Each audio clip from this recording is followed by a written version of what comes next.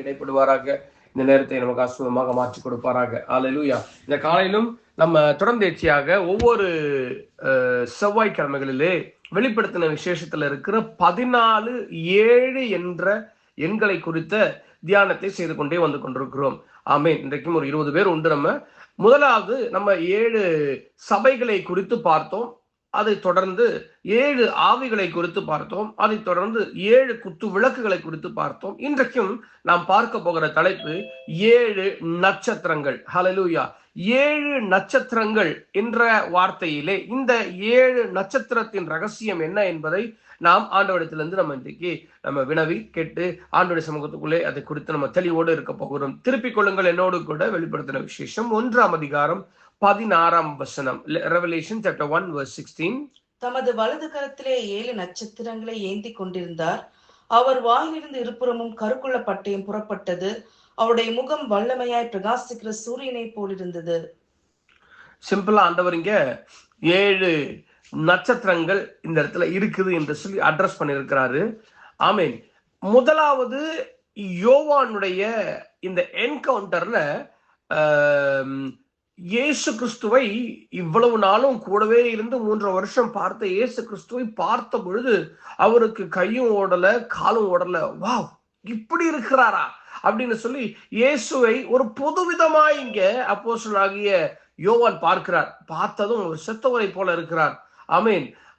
கர்த்தர் முதலாவது யோவானுக்கு கொடுத்த தரிசனத்தின் ஆரம்ப கால கட்டத்திலே இவைகளை கர்த்தர் இவருக்கு காண்பிக்கிறார். இந்த மற்ற ரெவலேஷனை போல சரியான விளக்கம் இல்லாம இதை விளக்கத்தை நம்ம தேடி ஆராய்ந்து கண்டுபிடிக்கணும்ன்ற அவசியம் கிடையாது. அதே வெளிப்படுத்தின விசேஷம் 1ஆம் அதிகாரம் 20ஆம் வசனத்தை ஒருத்தங்க வாசிங்க. ஆண்டவர் இந்த இடத்துல தெளிவாக அதற்குண்டான ஒரு வெளிப்பாடை கர்த்தர் கொடுக்கிறார். 1:20. என் வலது கரத்தில் நீ கண்ட 7 நட்சத்திரங்களின் ரகசியத்தையும் 7 பொன் குத்து விளக்குகளின் ரகசியத்தையும் எழுது. அந்த 7 நட்சத்திரங்களும் 7 சபைகளின் தூதர்களாம். நீ கண்ட 7 குத்து விளக்குகளும் 7 சபைகளாம். ஆமென். சிம்பிளா ஆண்டவர் இந்த இடத்துல அதனுடைய விளக்கோரை கொடுத்திருக்கிறாரு. 7 சபைகள், இந்த 7 சபைகளின் தூதர்களைத்தான் இந்த 7 சபைகளுடைய நட்சத்திரங்களாக ஆண்டவர் இந்த இடத்துல வினவி காண்பித்திருக்கிறார். அல்லேலூயா. ஆண்டவர் தூதர்களை ஆண்டவர் இந்த ஊழியர்களை தூதர்களாக கணக்கிடுகிறார். ஆண்டவர் இந்த ஊழியர்களை நட்சத்திரங்களாக கணக்கிடுகிறார் என்று சொல்லி இந்த பகுதியில பார்த்து கொண்டே இருக்கிறோம். கர்த்தர் நல்லவர். ஆண்டவர் இந்த இடத்துல ஏஞ்சல்ஸ் அப்படின்னா அந்த ஏஞ்சலுக்கு உண்டான சரியான பதத்தை நம்ம புரிந்து கொள்ள வேண்டும். கிரேக்க பதத்துல ஏஞ்சலோஸ் என்று சொல்லுவோம். ஏஞ்சலோஸ் என்றால் மெசஞ்சர் என்று அர்த்தம். சில பேர் ப்ராஃபட்னு சொல்லுவாங்க.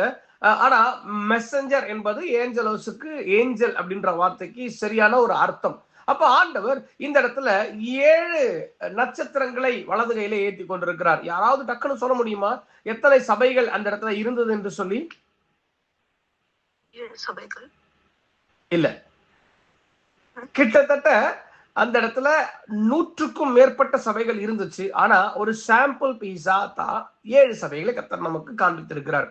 அப்ப இங்க சாம்பிள் பீஸா தான் 7 நட்சத்திரங்களையும் கர்த்தர் இந்த இடத்துல உருவமானமாக சொல்லி காண்பிக்கிறார். 7 நட்சத்திரங்கள். அப்ப 7 சபைகளின் தூதர்கள் அப்படின்னு சொல்லி ஆண்டவர் இந்த இடத்துல சபைகளின் ஊழியர்கள் என்று சொல்லி கர்த்தர் காண்பிக்கிறார். ஓகே, 2 இன்டர்பிரேஷன் இருக்குது. இப்ப முதலாவது அதை அண்டர்ஸ்டாண்ட் பண்ணிக்கிட்டு வார்த்தைகள் இன்னும் போவோம். நம்ம முதலாவது இவருக்கு பல பேரும் சொல்றது இது வந்துட்டு ஹெவன்லி ஏஞ்சல்ஸை குறித்து தான் ஆண்டவர் பேசுகிறாரு. ஒவ்வொரு சபைக்கும் ஒவ்வொரு தூதர்களை கர்த்தர் அசைன் பண்ணி வச்சிருக்கிறாரு. இது பரலோகத்தில் இருக்கிற நிஜமான தூதர்களே என்று சொல்லி நட்சத்திரங்களை ஆண்டவர் இங்க பாயிண்ட் பண்றது இந்த உண்மையான தூதர்களை தான் என்று சொல்லி ஒரு சில பேர் சொல்லுகிறாங்க. ஆனா ஒரு சில பேரு இல்ல இல்ல இல்ல இவர்கள் உண்மையாகவே இந்த உலகத்துல வாழ்ந்து கொண்டிருக்கிற ஊழியர்கள், அவர்களைத்தான் ஹெவன்லி மெசஞ்சர்ஸ் தான், பாஸ்டர்ஸ், லீடர்ஸ், இவர்களை குறித்து தான் ஆண்டவர் இங்க பேசுகிறார் என்று சொல்லி இங்க ஆணித்தரமாய் பேசுகிறாங்க. வேதம் நமக்கு என்ன சொல்லுகிறது அப்படின்னு சொல்லிட்டு நம்ம கொஞ்சம் கவனிச்சு பார்க்கும்பொழுது, இந்த ஆவிக்குரிய தலைவர்கள், போதகர்கள் எதற்காக நியமிக்கப்பட்டிருக்கிறாங்களே என்றால், தவறு செய்யும் பொழுது அவங்களை கண்டித்து உணர்த்த, அவங்களுக்கு சரியான காரியங்களை இன்ஸ்ட்ரக்ட் பண்ணி நடத்த ஜனங்களுக்காக ஆண்டவர் வைத்திருக்கிறார். அவங்க அந்த சபையுடைய கண்டிஷனுக்கு ரெஸ்பான்சிபிளா கர்த்தர் வைத்திருக்கிறார் இந்த ஊழியர்களை. இந்த ஆண்டவருடைய வார்த்தைகளை இங்கே கம்யூனிகேட் பண்ண, ஜனங்களுக்கு கம்யூனிகேட் பண்ண ஒரு சேனலா கர்த்தர் வைத்திருக்கிறாரு.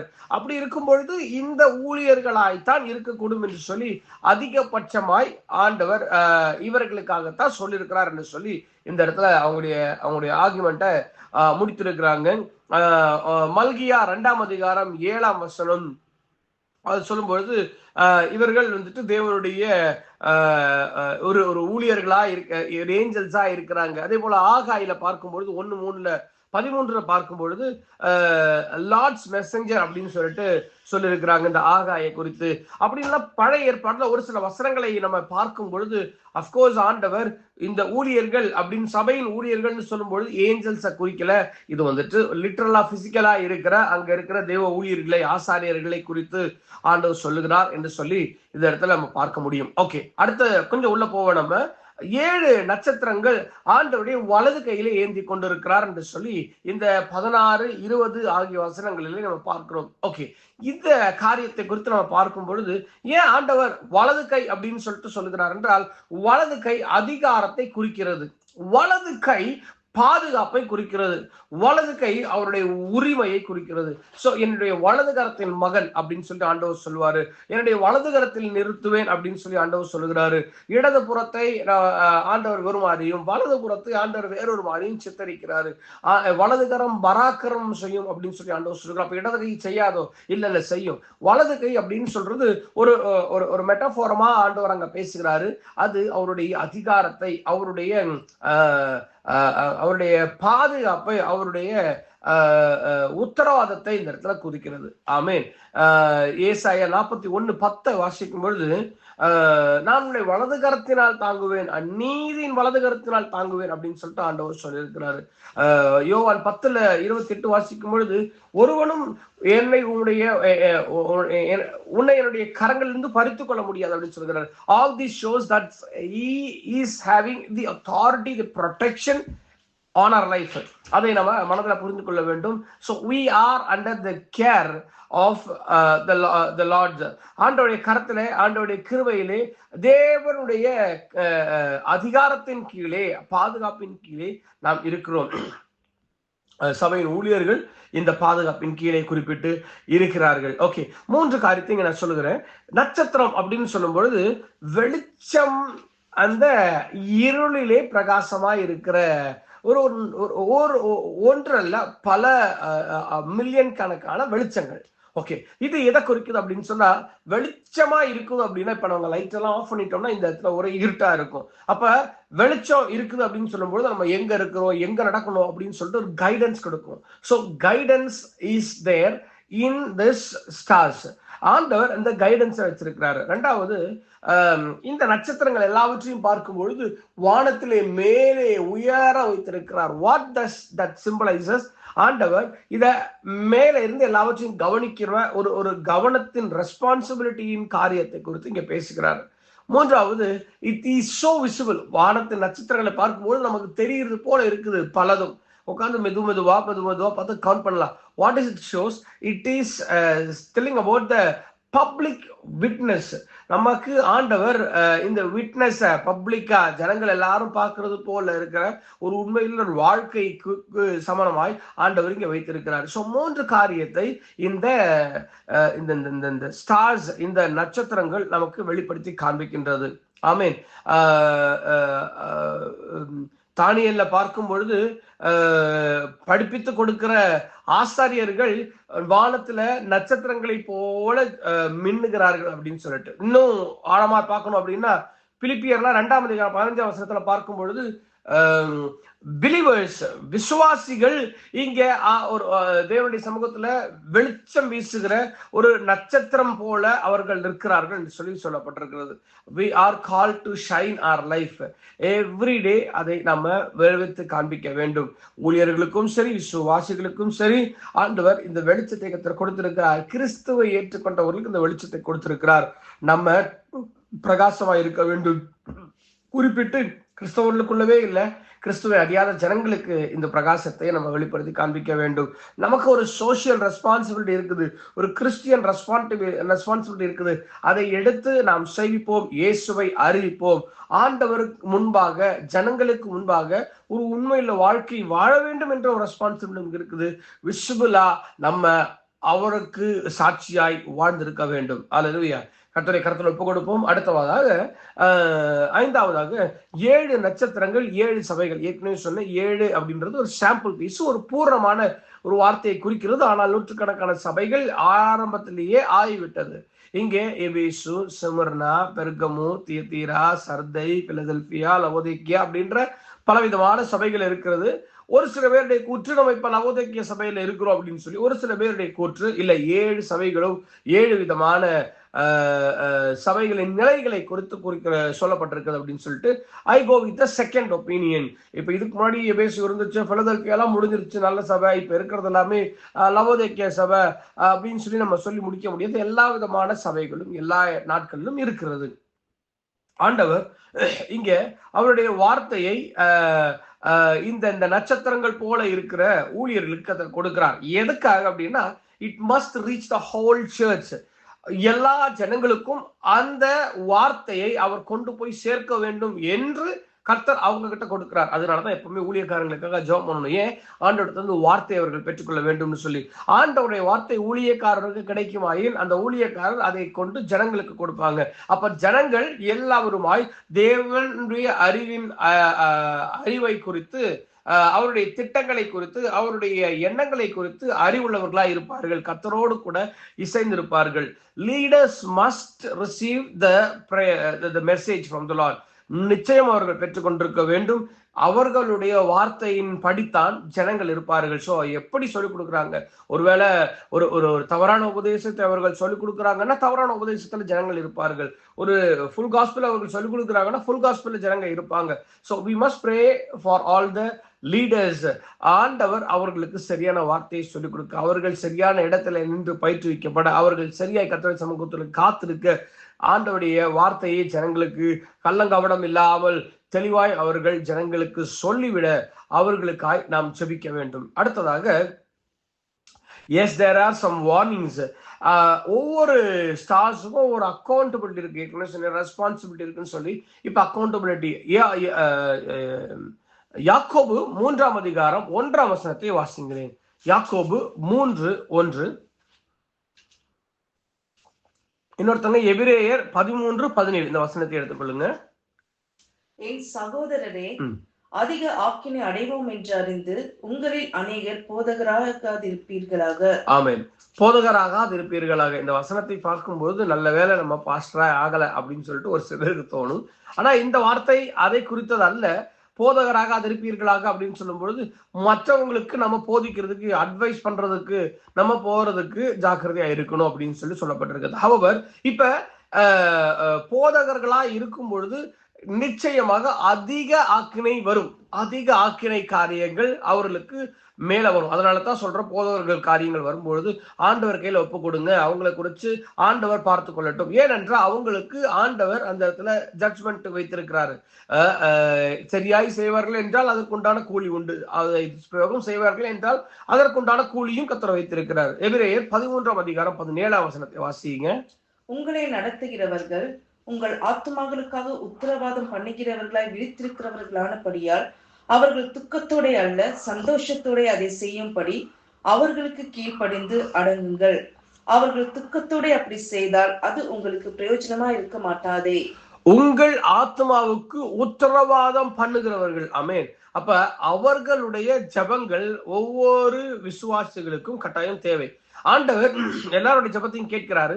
ஆனா உத்தரவாதமா இந்த உலகத்துல இருக்கும்பொழுது பொறுப்பாளர்களாய் கர்த்தர் வைத்திருக்கிறவர்கள் இந்த ஊழியர்கள். ஒவ்வொரு சபையும், அதாவது ஜெனரிக்கா போயிட்டு பல பேரும் முன்னாடி, இப்ப அந்த ட்ரெண்ட் கொஞ்சம் குறைஞ்சிருச்சு. ஆனா முன்னாடி எல்லாரும் லெட்டர் எழுதுவாங்க, இந்த ஊழியருக்கு எழுதுவோம், இந்த ஊழியருக்கு எழுதுவோம் அப்படின்னு சொல்லிட்டு எழுதுவாங்க. இல்ல இல்ல, எந்த சபையில நீங்கள் இருக்கிறீர்களோ, எந்த சபையில நீங்கள் நிலைக்கப்பட்டிருக்கிறீர்களோ, அந்த சபையின் ஊழியர்கள் உங்கள் ஆத்மாவுக்கு உத்தரவாதவர்களா இருக்கிறார்கள். அவர்களிடத்துல இருந்துதான் கர்த்தருடைய வார்த்தை முக்கியமாய் உங்களுக்கு வரணும். ஒரு சில இடங்கள்ல ஆண்டவர் வேற தீர்க்கதரிசிகளை கொண்டு வந்து சில வார்த்தைகளை பேசுவாரு. இன்னும் நல்ல டீச்சர்ஸை கொண்டு வந்து சில பாடங்களை கர்த்தர் பயிற்றுவிப்பாரு. சில மிஷனரிகளை கொண்டு வந்து உங்களுக்கு மிஷன் எம்பசிஸ் கொடுப்பாரு. இதெல்லாம் இருக்கும். ஆனா உங்களுடைய ஆத்மாவுக்கு உத்தரவாதம் கொடுக்கிறவர்கள் உங்கள் ஸ்தல போதகர்கள். அந்த போதகர்கள் அவர்கள் தான் ஆண்டவர் சொல்கிறார் நட்சத்திரங்களா இருக்கிறார்கள் என்று சொல்லி. ஒவ்வொருத்தங்களுக்கும் ஒவ்வொரு ஸ்பிரிச்சுவல் ஃபாதர்ஸ் இருப்பாங்க. அந்த ஸ்பிரிச்சுவல் ஃபாதர்ஸ் ஆண்டவருடைய வார்த்தையை கேட்டு அவங்க அவங்களுடைய ஸ்பிரிச்சுவல் சன்ஸ் அண்ட் டாட்டர்ஸுக்கு அதை கடத்தி விட வேண்டும். அதற்காக பிள்ளைகள் ஒவ்வொருத்தரும் ஜெபித்திருக்க வேண்டும். ஏலியை குறித்து பார்க்கும் பொழுது அவங்களுடைய பிள்ளைகளை சரியான கர்த்தருடைய வார்த்தையை பெற்றுக்கொண்டும் அதை சொல்லி கொடுத்து, நீ இப்படித்தான் நடக்கணும், நீ பண்றது தவறு, நீ செய்யறது இப்படி இருக்கக்கூடாது, ஆண்டவருக்கு பிடிக்காது என்று சொல்லவே இல்லை. அவங்க சரியாய் கர்த்தருடைய வார்த்தையை சொல்லி கொடுக்காததுனாலே எலியின் வீடா இருந்தாலும் பரவாயில்ல, கர்த்தருடைய ஜட்ஜ்மெண்ட் அவங்களுக்கு வந்துச்சு. அந்த பிள்ளைகள் 2 பேரும் கடைசியில மறுத்து போனார்கள். கர்த்தருடைய வார்த்தையை தெளிவாய் போதிக்கிற ஊழியர்கள் கட்டாயம் தேவை. தவறுனா தவறு, சரி என்றால் சரி, ஆண்டவருடைய சமூகத்துக்குள்ளே அதை திட்டமாய் தெளிவாய் சொல்ல வேண்டும். ஏனென்றால் அது யாரையும் விட்டு வைக்காது. அவங்க வீடா இருந்தாலும் சரி, அவங்களுடைய சபையின் ஜனங்கள் வீடா இருந்தாலும் சரி, கர்த்தர் அவை எல்லாவற்றையும் கவனித்து பார்க்கிறார். ஆமென். ஒரு லீடர் தவறு செய்தால் அந்த லீடருடைய தவறு மொத்த சபையும் பாதிக்கும். அதனாலதான் ஞானத்தோட இருக்கணும், சரியா இருக்கணும். உங்களுடைய ஊழியரை நீங்கள் இனம் கண்டு கொள்ளுங்கள் அப்படின்னு சொல்றதுக்கு காரணம், சரியான ஊழியருக்கு கீழே நம்ம இருப்போமே என்றால் சரியான ஆவிக்குரிய வளர்ச்சியில நம்ம இருப்போம், வார்த்தைகளை பெற்றுக்கொள்ளுவோம், பாதுகாப்பை பெற்றுக்கொள்ளுவோம். இல்லை என்றால் அந்த அந்த ஒரு லீடர் போறது, அவங்க அவங்க அவங்க சொல்றது எல்லாமே தவறான காரியமாய் இருக்குமே ஆயின், அதை டிசைன் பண்ண தெரியாம இருக்குமாயின் நாம் இடறி விழுந்து விடுவோம். சோ ஊழியர்களுக்காய் ஜபிக்க வேண்டியது கட்டாயம். அடுத்தது, அடுத்த நட்சத்திரத்தின் காரியத்தை குறித்து பார்க்கும் பொழுது ஆண்டவர் கொடுக்கிற என்கரேஜ்மெண்ட் வார்த்தை என்னன்னா, அவர்கள் ஒரு ஃபெய்த்ஃபுல் ஸ்டார்ஸா இருக்கிறாங்க என்று சொல்லி சொல்றாங்க. டேனியல் காரியத்தை பார்க்கும் பொழுது, தானியேலோ என்றால் பத்திரத்துக்கு கையெழுத்திடப்பட்ட போதிலும் அப்படின்னு சொல்லிட்டு அழகான ஒரு வசனத்தை அங்க எழுதியிருக்கிறாங்க. ஃபெய்த்ஃபுல்லா இருந்தார். அவர் ஒரு நோபல் ஃபேமிலி, அவர் வந்துட்டு ஒரு ராஜகுலத்து மகன். இருப்பினும் அவங்கள வந்துட்டு எக்ஸைல் பண்ணி கொண்டு போனாங்க. அநேக கொடுமைகளை அவர் அனுபவித்திருந்தார். தகப்பன் தாயை இழக்க வேண்டிய சூழ்நிலை கண்களுக்கு முன்பாக அவர் சங்கிலியினாலே கட்டப்பட்டு அவர் ஒரு அப்படி நல்லா வாழ்ந்திருக்க வேண்டிய இளவரச ரேஞ்சில் இருக்க வேண்டிய ஒருத்தங்க இங்க வந்துட்டு ஒரு அடிமையாக கொண்டு வரப்பட்டாங்க. அநேக காரியங்கள் அவங்களுடைய சரீரத்திலும் அவருடைய மனதளவிலும் அதிகமான பாதிப்புகள் ஏற்படுத்தப்பட்ட நாட்கள்ல பாபிலோன்ல இருக்கும் பொழுது, ஈராக்ல இருக்கும் பொழுது ஆண்டவருக்கு முன்பாக உண்மையாய் இருந்திருந்தார். கடைசியில கர்த்தர் அவரை உயர்த்தினார். Amen. So உண்மையாய் there will be some obstacles, there will be some tough times. ஆண்டவர் யாருக்கும் அதை டெஃபினட்டா அந்த வழியை கர்த்தர் காண்பித்து கொடுப்பார். காரணம், அப்படி நீங்கள் போகும்பொழுது தான் எந்த அளவுக்கு கர்த்தருக்கு முன்பாக உண்மையா இருக்கிறீங்க என்று சொல்லி கர்த்தர் அதை வேவ் பண்ணி பார்க்க முடியும். அப்ப பொன்னினாலே சோதிக்கப்படாத எந்த ஒரு பொன் ஆபரணமும் அது பிரயோஜனமா இருக்காது. அப்ப நம்ம ஆண்டவர் நமக்கு சில நேரங்கள்ல சில டெஸ்ட கண்டிப்பா வைப்பாரு. அதுல பாஸ் ஆக வேண்டியது நம்முடைய கண்டிப்பான கடமையா இருக்கிறது. ஆனால் once you are excelled, once you are confirmed as chosen as true faithful servant, கர்த்தர் உயர்த்தி வைப்பார். தானியேல் ஒரு மேன்மையான ஸ்தானத்திலே ராஜாக்களை தள்ளி ராஜாக்களை ஏற்படுத்துகிறவர். 3 பெரிய வல்லரசு வந்துச்சு போச்சு. ஆனால் தானியேலோ அதே இடத்துல பிரைம் மினிஸ்டரா அந்த ஈராக் தேசத்துல அவர் வாழ்ந்திருந்தார். ஒய்யாரமாக. கர்த்தருக்கு ஸ்தோத்திரம். ஆண்டவருடைய கருத்துல ஒப்பு கொடுப்போம். Yes, there will be difficulties. ஆனா அதை கர்த்தர் பார்க்கிறார். அது கர்த்தருடைய கரங்கள்ல இருந்து நம்ம வந்துட்டு ஜாக்கிரதையை பெற்றுக்கொண்டு வாழ்ந்திருக்க வேண்டும். சரியான நேரத்துல கர்த்தர் நமக்கு கொடுப்பார். வெளிப்படுத்தல் 2ஆம் அதிகாரம் 10ஆம் வசனத்தை வாசிங்க. 2:10 வெளிப்படுத்தல் விசேஷம். நீ படப்போகிற பாடுகளை குறித்து எவ்வளவும் பயப்படாதே. இதோ நீங்கள் சோதிக்கப்படும் பொருட்டாக பிசாசானவன் உங்களில் சிலரில் காவலில் போடுவான். 10 நாள் உபத்திரவப்படுவீர்கள். ஆகிலும் நீ மரண பரியந்தம் உண்மையாயிரு, அப்பொழுது ஜீவ கிரீடத்தை உனக்கு தருவேன். ஆமென். நீ படப்போகிற பாடுன்னு தான் ஆரம்பிச்சாருங்க. சோ அங்க டெஃபினட்டா இஷ்யூஸ் இருக்கும். ஆனால் கர்த்தர் நமக்கு சகாயர். எந்த ரீதியிலையும் மனுஷன் நமக்கு விரோதமா எழும்பி நிற்க கர்த்தர் விடுகிறது கிடையாது. கட்டாயம் நமக்கு நன்மை செய்வார். ஆமென். பாடுகள் உலகத்தில் உங்களுக்கு உபத்திரவம் உண்டு, ஆனாலும் திடன் கொள்ளுங்கள், நான் உலகத்தை ஜெயித்தேன் அப்படின்னு ஆண்டவர் சொல்லி இருக்கிறார். சோ கட்டாயம் ஆண்டவர் நமக்கு உயர்வை நன்மையை தருவார் என்பதில் எந்த ஒரு சந்தேகமும் இல்லை. கடைசியா முடிக்க போகிறோம். சில முக்கியமான பிராக்டிக்கலா என்னென்ன காரியங்கள் நம்ம பார்க்கிறோம் அப்படின்னா, இந்த ஊழியர்கள் தேவனுடைய கரங்களிலே நிலைத்து நிற்க வேண்டும். அவர்கள் தானாய் செயல்படக்கூடாது. தேவ சமூகத்துக்குள்ளே அவர்கள் காத்திருந்து சரியான வார்த்தைகளை பெற்று ஜனங்களுக்கு கொடுத்திருக்க வேண்டும். ஏனென்றால் அவர்கள் ஜனங்களுக்கான உத்தரவாதத்தை எடுத்திருக்கிறார்கள். ஆண்டவருடைய பயத்தோடு கூட உள்ள ஊழியத்தை அவர்கள் நிறைவேற்ற அவர்கள் கடமைப்பட்டவர்களாய் இருக்கிறார்கள். ஆமென். அவர்கள் தங்களுடைய ஜனங்களுக்காக ஜெபிக்கிறது போல ஜனங்கள் தங்களுடைய போதகர்களுக்காக ஜெபிக்க வேண்டியது கட்டாயம். நீங்க எல்லாம் எனக்கு நீங்க ஜெபிக்கணும், ஆண்டவருடைய வார்த்தை வரணும் அப்படின்றது கட்டாயம். ஜெபிக்கிறதுக்கு நேரம் கிடைக்கணும். முழு நேர ஊழியர் கிடையாது, முழு நேரமா வேலையும் செஞ்சு கொண்டிருக்கிறதுனால we must have enough time to spend in the presence of the Lord என்ற காரியத்தை இப்ப ஒரு மெசேஜ் இப்ப இன்னைக்கு கொடுக்கணும் அப்படின்னா இதுக்கு எவ்வளவு நேரம் எடுத்தா இவ்வளவு பாயிண்ட்ஸ் கிடைக்கும், இவ்வளவு எடுக்கணும் அப்படின்னு சொல்லிட்டு யோசிச்சு பாருங்க. அப்ப மெசேஜ் எடுக்கணும் அப்படின்னா தேவ சமூகத்துல காத்து இருக்கணும். கொஞ்ச நேரம் இது மெசேஜ் எல்லாம் ஒரு பக்கம் இருக்கட்டும், ஜெபிக்கிறதுக்கு கொஞ்சம் நேரம் வேணும். ஆண்டவருடைய சமூகத்துல காத்து இருக்கணும். நாங்க ஃபேமிலியா பண்ற பிரேயர் இல்ல, தனியா பிரேயர் பண்ணணும். சோ தேவ சமூகத்துக்குள்ளே அதிகமாய் நேரம் செலவிடுகிற சூழ்நிலைகள் கட்டாயம் தேவை. அதிகமாய் ஜெபம் பண்ணதான் அதிகமான கிரியைகள் தொடர்ந்து சபையில பார்க்க முடியும். சோ ஜெபிக்க, ஆண்டவருடைய சமூகத்திலே காத்திருக்க, வார்த்தையை பெற்றுக்கொள்ள, உத்தரவாதம் செய்ய ஆண்டவருடைய சமூகத்துக்குள்ளே எனக்காக நீங்கள் ஜெபிக்க வேண்டும். ஆண்டவருக்கு முன்பாக உண்மையாய் அவர்கள் இருந்து அந்த தாழ்மையோடு கூட அவருடைய கிருபைகளை பெற்றுக்கொண்டு நட்சத்திரங்கள் போல அவர்கள் ஜொலித்திருக்க வேண்டும். ஆண்டவருடைய கரத்திலே இந்த பிராக்டிக்கலான காரியங்கள், இந்த நட்சத்திரங்கள் போன்று என்று சொல்லி வினவுகிற ஊழியர்களுக்காக நம்ம ஜெபித்திருக்க வேண்டும். கர்த்தர் அவர்கள் நிறைவாய் நடத்தி இருக்க வேண்டும். அவர்கள் ஜனங்களுக்கு பிரயோஜனமாய் இருக்க வேண்டும், உத்தரவாதம் உள்ளவர்களாய் இருக்க வேண்டும்.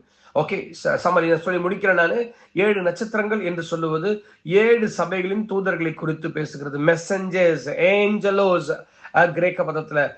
ஆண்டவர் அவர்களை சபைக்கு தலைவராக வைத்திருக்கிறார். சபைக்கு ரத்தம் சிந்தி மரித்தது ஆண்டவர், சபையின் நாயகர் ஆண்டவர். ஆனால் சபைக்கு பொறுப்பாளராய் வைத்திருக்கிறது ஒவ்வொரு சபைக்கும் ஒவ்வொரு தூதர்கள், அதாவது ஒவ்வொரு ஊழியர்கள். இது அவங்களுடைய லீடர்ஷிப்பை, அவங்களுக்கு கொடுக்க வேண்டிய கைடன்ஸை, அவங்க மேல இருக்கிற அவர்களுடைய ரெஸ்பான்சிபிலிட்டியை, அக்கௌண்டபிலிட்டியை குறிக்கிற வார்த்தையாய் இருக்கிறது. அவர்கள் அழைக்கப்பட்டவர்கள் கர்த்தர் வரும் வரைக்கும் அவர்கள் பிரகாசமாய் இருக்கவும், கூட இருக்கிற அவர்களுடைய சபை ஜனங்களை பிரகாசிப்பிக்கவும் அவர்களுக்குள்ளே நடத்த வேண்டும். ஆண்டவருடைய கருத்தை ஒப்பு கொடுப்போம். வார்த்தைகள் சமாதானத்துக்கும் நல்ல சுதியான வார்த்தைகள் மாத்திரம் இல்லாமல் அவங்க எச்சரிப்பின் சத்தத்தையும் கொடுக்க, வருகை குறித்து பேச, தேவ சமூகத்துக்குள்ளே அவர்கள் சேர்க்கப்படும் வரைக்கும் அவர்களுக்காய் கர்ப்பவேதனை பட்டிருக்க, ஆண்டவருக்காய் ஆண்டவருடைய நாமத்தின் மகிமைக்காக அவர்கள் நிற்க, அவர்களுக்காய் ஜெபிக்க வேண்டும். சோ ஆண்டவர் நம்ம கரங்களை கொடுத்திருக்க ஊழியர்களுக்காக நம்ம ஜெபிக்க நமக்கு கடமை இருக்கு. எனக்கு ஒரு ஸ்பிரிச்சுவல் ஃபாதர் இருக்கிறாங்க, உங்களுக்கும் ஸ்பிரிச்சுவல் ஃபாதர் இருக்கிறாங்க. ஆண்டவர் எங்களுக்கு கொடுத்திருக்கிற ஊழியர்கள் உத்தரவாதம் உள்ளவர்களாய் இருக்க தேவ சமூகத்துக்குள்ளே நம்ம எல்லாரும் சேர்ந்து ஜெபிக்க போகிறோம். இந்த 7 நட்சத்திரங்கள் என்று சொல்லப்பட்டிருக்கிற பூரணமான ஊழியத்தை நிறைவேற்றுவதற்காக பாடுபட ஒவ்வொரு ஊழியர்களுக்காக ஜெபிக்கணும். ஒருத்தங்க ஜெபம் பண்ணுவீங்களா? சத்தம் உயர்த்தி நம்ம எல்லாரும் சேர்ந்து ஒரு சோதனை பண்ணுவோம். அதுக்கப்புறம் ஒருத்தங்க ஜெபம் பண்ணுவோம். தேவ சமூகத்துக்குள்ளே ஊழியர்களுக்காக குறிப்பிட்டு நீங்க யாரா இருக்கிறதுனால எனக்காக ஜெபம் பண்ணுங்க. ஆண்டவர் கூட இருந்து ஆண்டவருடைய சித்தத்தை நிறைவேற்றுவதற்கு அனுக்கிரகம் தர வேண்டும் என்று சொல்லி தேங்க்யூ.